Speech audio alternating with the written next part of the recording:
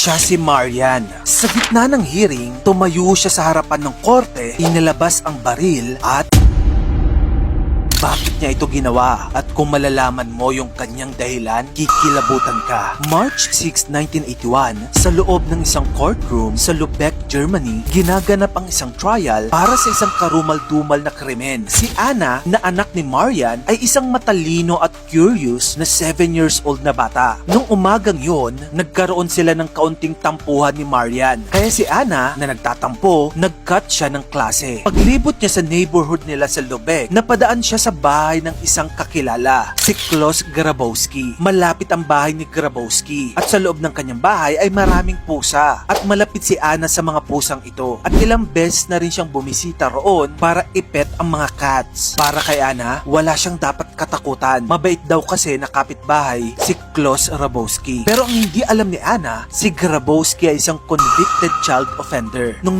1970s, inatake niya ang ilang bata. Kabilang ng 6 years old na pinagsamantalahan niya at sinakal. Pero sa kabila nun, malaya pa rin si Grabowski. Probation lang ang hatol sa kanya ng korte noon. Kinahaponan, niloko niya si Anna papasok sa bahay. At pagpasok ni Anna, ikinulong niya ito sa loob ng kanyang silid. At doon, niyang bata. At pagkatapos ay sinakal hanggang sa mamatay. Hindi na nakauwi si Anna nung gabing yon. Kaya naman si Marian sobrang nag-aalala. Pumunta siya sa mga pulis at nireport si Anna bilang missing. Kinabukasan, tumawag sa pulis ang fiancé ni Grabowski at umamin na si Klaus sa ginawa niya. Agad na natagpuan ng pulis ang bangkay ni Anna. Nakasiksik sa karton, itinapon sa tabi ng kanal. Tumakas si Grabowski pero nag-iwan ng sulat na makikipagkita siya sa isang fiancé niya sa isang pub. Naghintay na ang mga pulis doon sa pub na yon at inaresto siya ng gabing yon. Fast forward tayo sa trial. Sinubukan pa ni Grabowski na i-justify ang pagpatay. Ayon sa kanya, sinubukan daw siyang i-blackmail ni Anna. Sabi raw ng bata, kapag hindi siya binigyan ng pera, magsusumbong ito sa nanay niya. Through it all, tahimik lang si Marian. Sa loob ng 10 buwan, araw-araw niyang dinadalaw ang puntod ng anak niya. At habang nagluluksa, ang hindi alam ng lahat, nagpaplano na si Marian. Bumili siya ng maliit na Beretta 22 caliber pistol sa black market at itinago ito sa lupa. Pagdating ng March 6, 1981, daladala niya ang baril na ito papasok sa korte. Nung mag-break ang judge sa trial, tumayo si Marian, lumakad papunta sa harapan. Habang si Grabowski nakaupo 10 feet from Marian, nakatalikod at nakaharap sa judge. At nung mga panahon na yon, alam ni Marian wala nang makakapigil sa kanya. Binunot niya ang baril mula sa purse, itinaas ito at